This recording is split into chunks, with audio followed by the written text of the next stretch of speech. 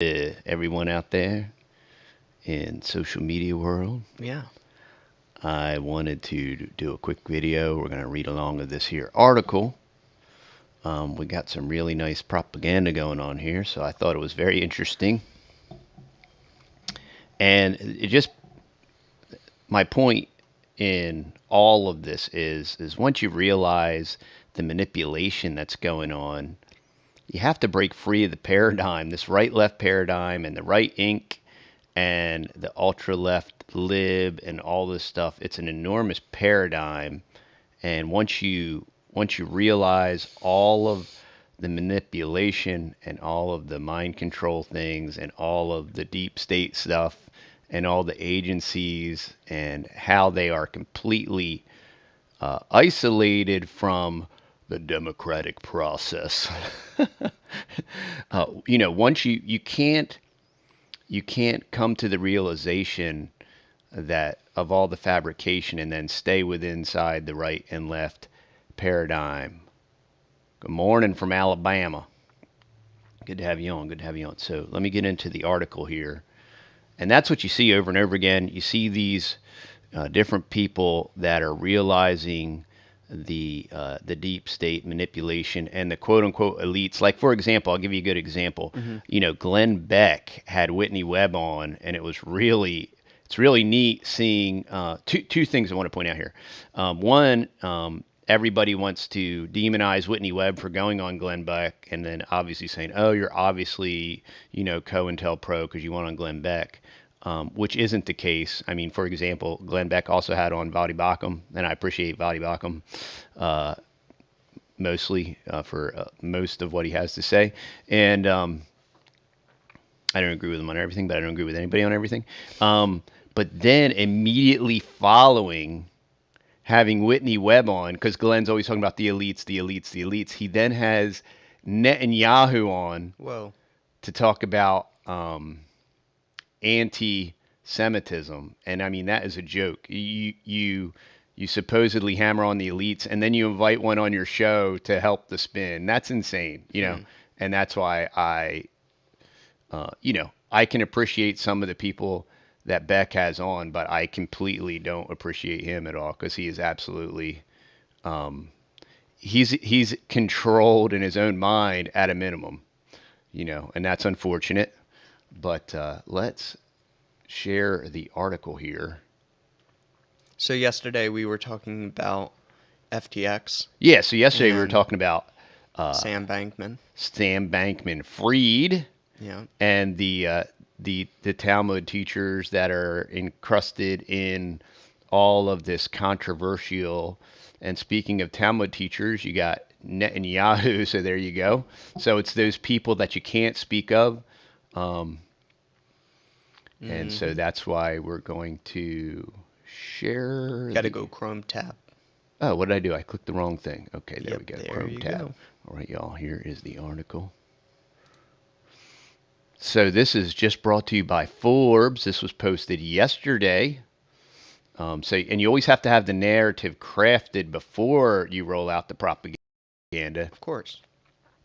But if you know anything about this topic at all, and there's a lot of crypto people that are super crypto, and I'm not, and this is largely part of the reason of a lot of this crypto stuff has been crafted from the beginning by the deep state, and there's even Bitcoin stuff with the founder there and the connection. So that there's just a lot of this stuff is being crafted. This whole FTX collapse was completely crafted, and this is exclusively identical to the housing crisis, mortgage-backed securities, and it's just another synthetic, ephemeral, synthetic derivative of something that doesn't exist, right? That's why we talk about dirt coin. That's why we talk about food 401k. That's why we talk about infrastructure. That's why we talk about parallel economy. That's why we talk about parallel community. Yeah. Apparently, there's going to be some type of parallel governance, for lack of a better word. But the solutions to all of these problems are if the mainstream is going to continue to be controlled, the solution is going to be localized infrastructure, parallel local community. The solution, the solution to the larger control construct is obviously parallel. So, uh, Almedia Research CEO Carolyn Ellison is a math whiz. Okay, this story, it's always the same story. It's like Bill Gates was this wizard of a, you know, computer programmer, Yeah. which he didn't. He stole his software, right? And he got encrusted by the deep state into Microsoft, and then he became a billionaire. And this is the same thing over again. And now they conveniently need to throw Yep. these trolls to the, they need to sacrifice these trolls on the altar of public opinion. But these are the same. It's the same processes, right? Okay, they find these smart kids that may or may not be in college. They draft them in college. They're drafted by the D state. They're mind controlled and all these different things. And then the narrative is crafted. Almedia Research CEO Caroline Ellison is a math whiz who loves Harry Potter, fringe political philosophy, and taking big risks. She is also one of the supporting and see the other thing that's being you got to demonize capitalism. Oh, she was too risky. It's always the same thing. And taking big risks, she is also one of the supporting players in the Sam Bankman-Fried's FTX catastrophe. In 2021, Caroline Ellison, the CEO of Alameda Research, that's like the parent company. Alameda is the parent company of FTX that had their own coin or token, for lack of a better word, that made the exchange to make the financial arm of FTX possible. And it also allowed for all the chicanery of, you release these tokens and then you exchange them, and it's completely synthetic. It's creating it out of thin air. It's also very interesting how that Binance went to pull their credits out, which is what started the cascade. And basically, you only have two major exchanges. Lots of interesting stuff. But Almeida researcher who oversaw crypto traders allegedly playing roulette with billions of FTX's customer funds was asked if she had any advice for her younger self. Her reply was earnest and brief. I would tell her to be less risk averse and believe in herself more, she wrote in a previously unpublished application for Forbes 30 under 30 list. And what I want to encourage everybody is, if you remember the credit default swaps of the mortgage crisis, right? That $14 trillion market that led to the mortgage crisis in 2008. It was shut down for about a month. It continues to go on today. It's a $14 trillion market, and they continue to do it. And there was all this legislation and all these different things and regulation, right? And the beat goes on, the stuff goes on, the Ponzi scheme goes on, the synthetic nonsense goes on, right? And that was what we need. And it always comes down to, the regulation always comes down to stealing our money, making it harder and harder for us to transact as humanity, right? And they, them, and those, and up the pyramid, and the billionaires, they get to do whatever they want. They get to have their NGOs. Jeff Bezos is going to transfer all of his money into some nonprofit charity, right? So that he can triple his fortune and continue to do what he does, unassaulted by the rising tax rates that's foisted on us by all the reds and the blues and all their IRS agents and all that stuff.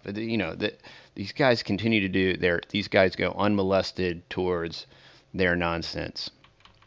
A year later, that advice reads as a stunningly ironic epitaph for one of the biggest financial catastrophes in recent memories.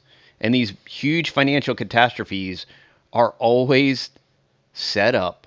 I mean, this thing was set up, rolled out, grew in less than 2 years, and this is why technology is bad. This is why blockchain's bad. This is why we need more regulation on cryptocurrencies.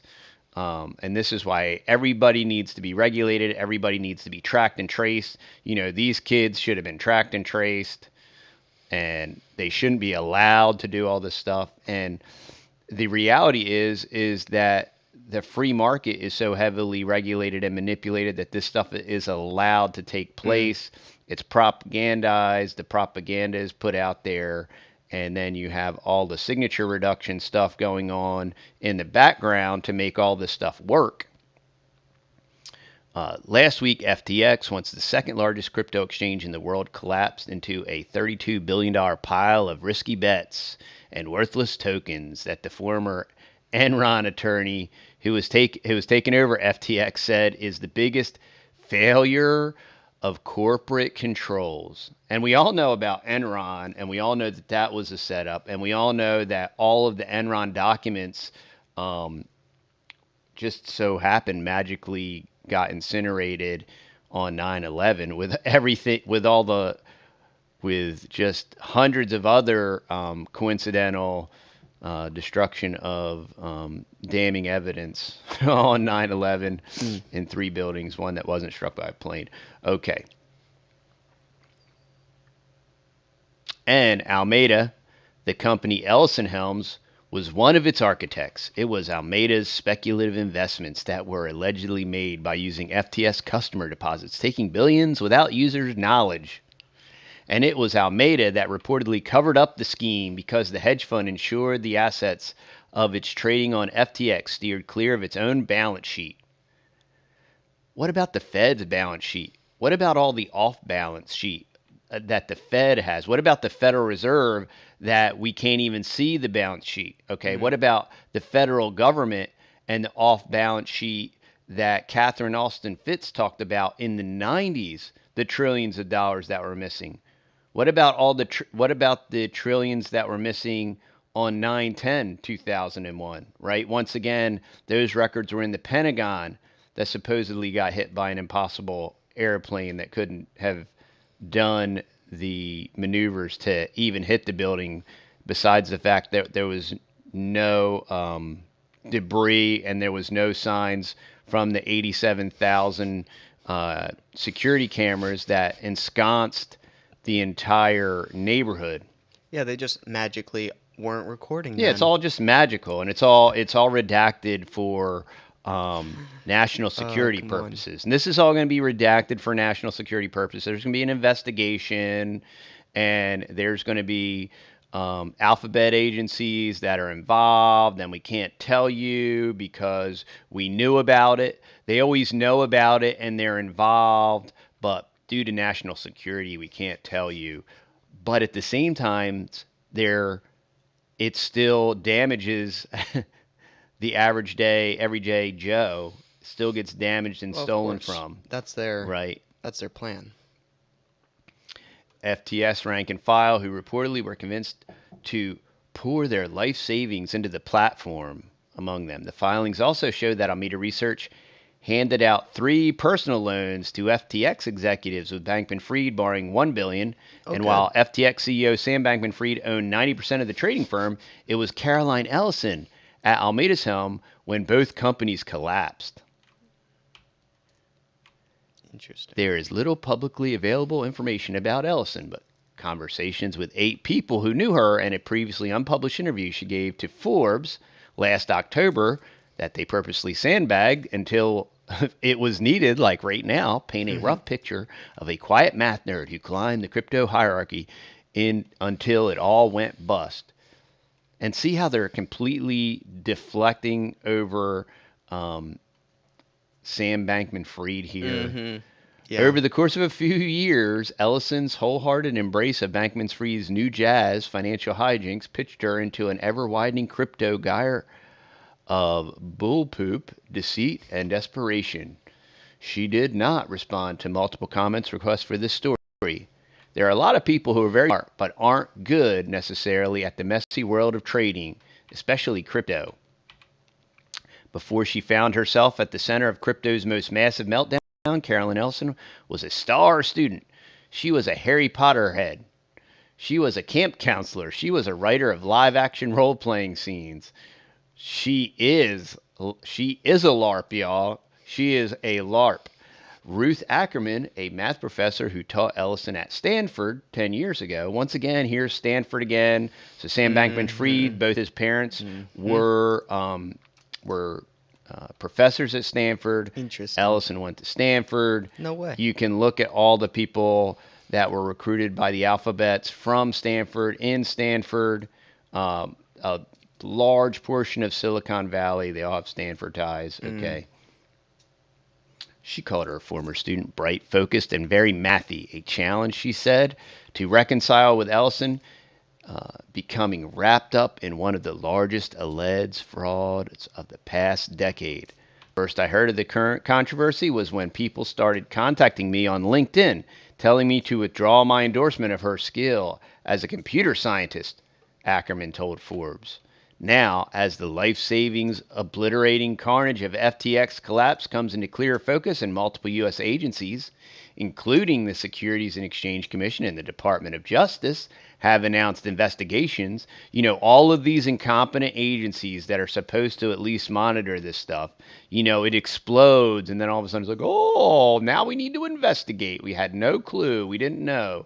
This enormously gigantic multi-billion-dollar exchange, and we had no clue that there was any chicanery. It literally appeared out of nowhere, and then all of a sudden had hundreds of billions of dollars, but they want PayPal to notify them when you exchange more than $600. More than $600. So the average guy needs to be flagged if he does a transaction over $600, but this FTX fabricated fraud can accumulate hundreds of billions unmolested. Nobody knows. Oh, we didn't know.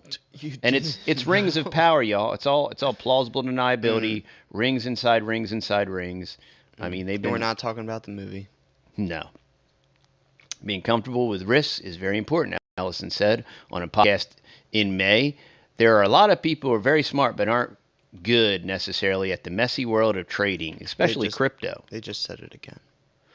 Okay. Their whole goal was to maximize wealth. An early Alameda employee said they never lived in a world where they weren't risking a lot. And they got to keep saying that because they're blaming it on the risk. They're blaming it on capitalism.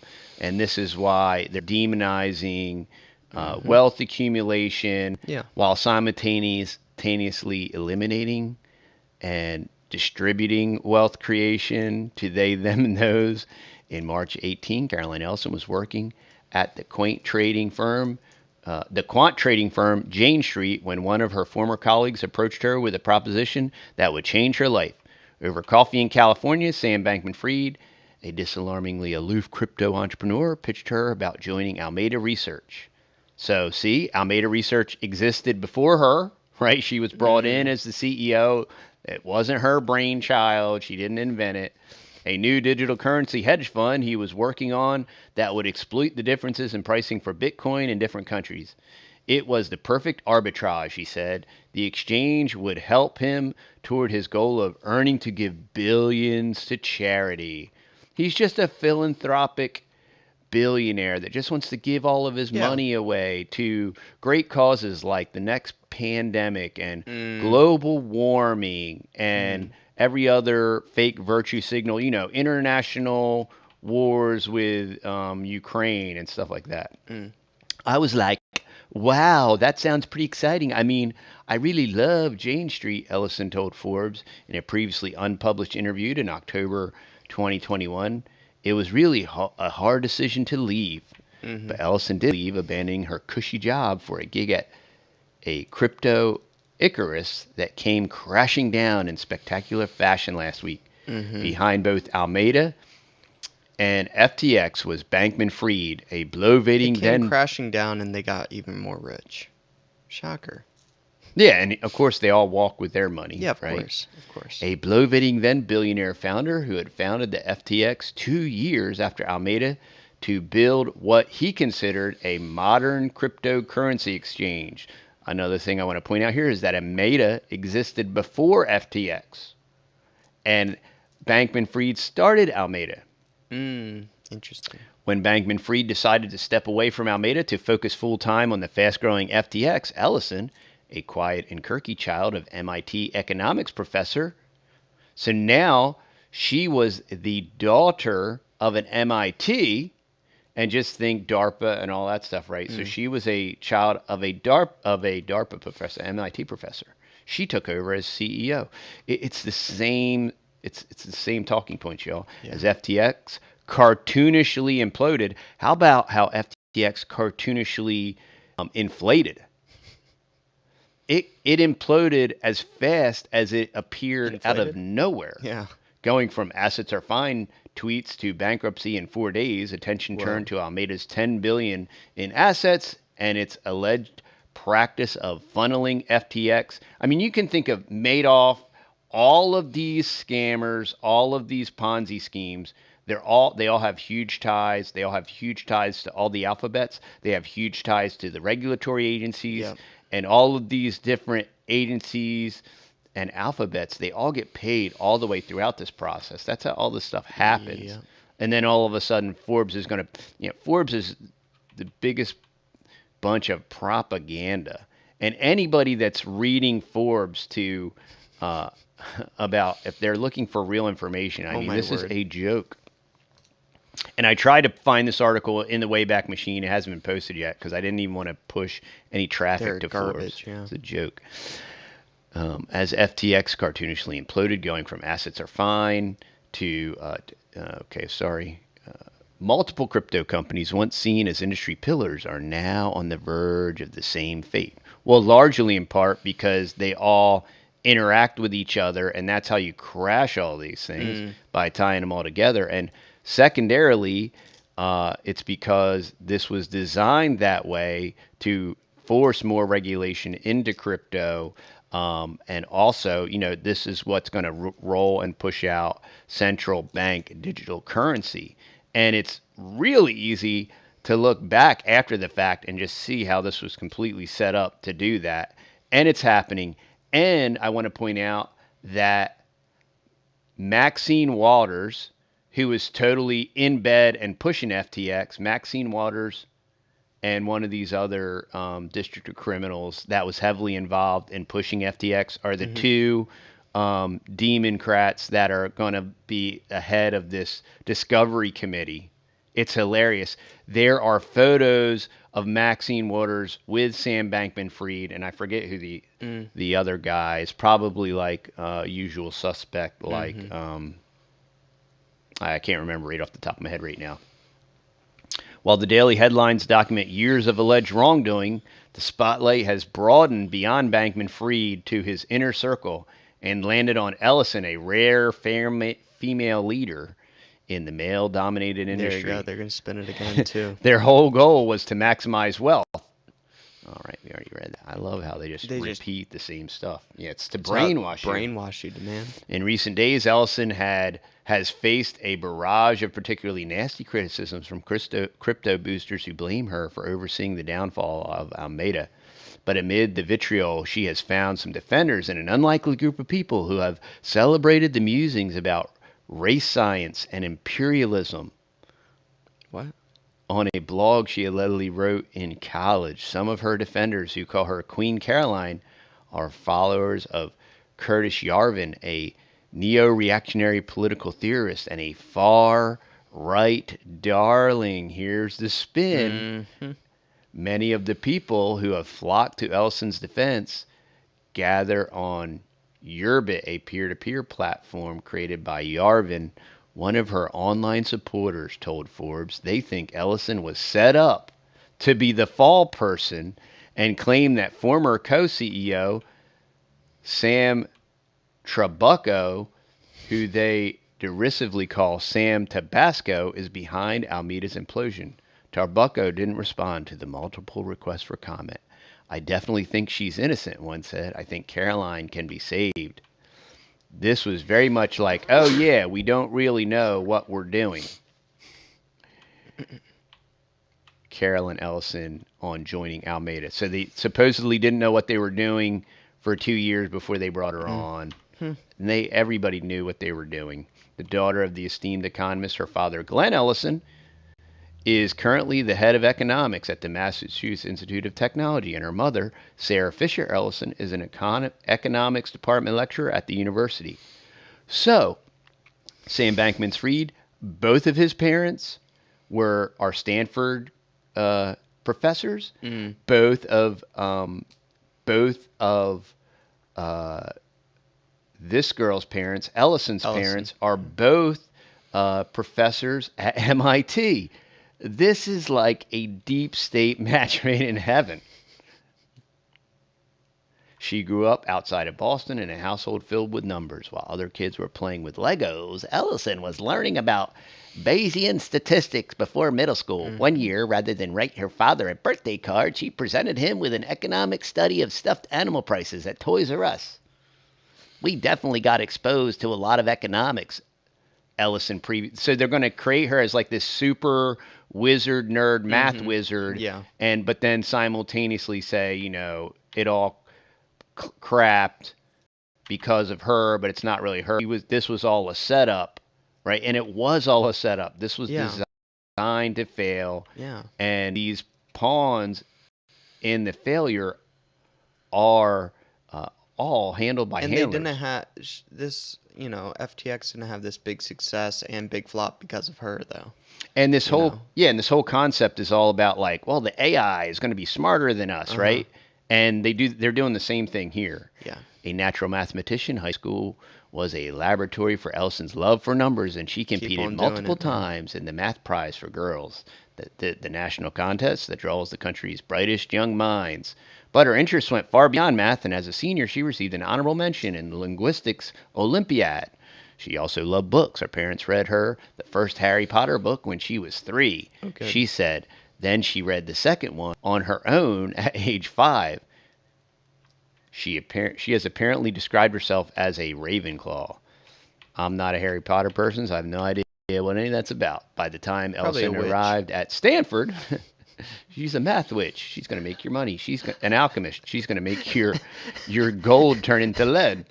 By the time Ellison arrived at Stanford as a math major in 2012, her professional ambitions were taking shape, and while adjusting to college life, she took to Tumblr to publish her daily musings.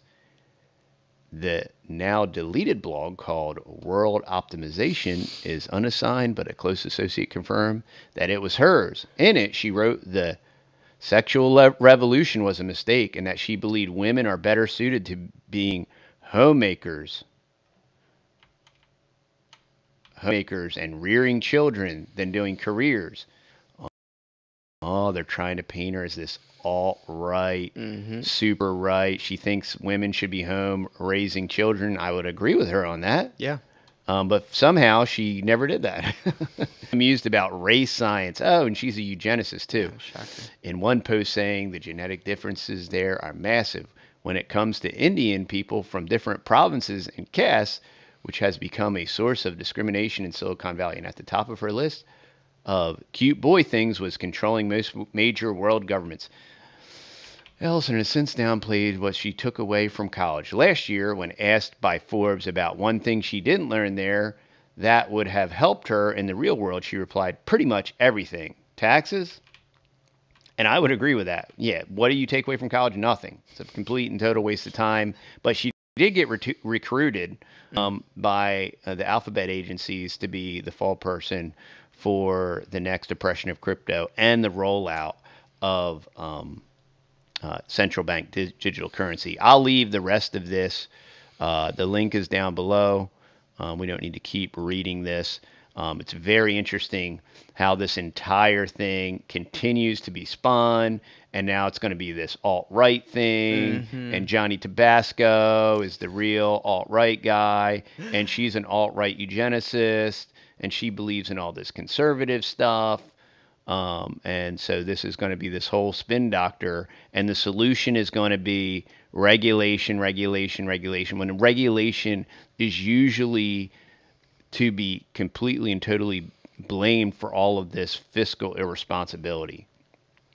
So Just wanted to jump on here real quick. Hope you all are having a great day.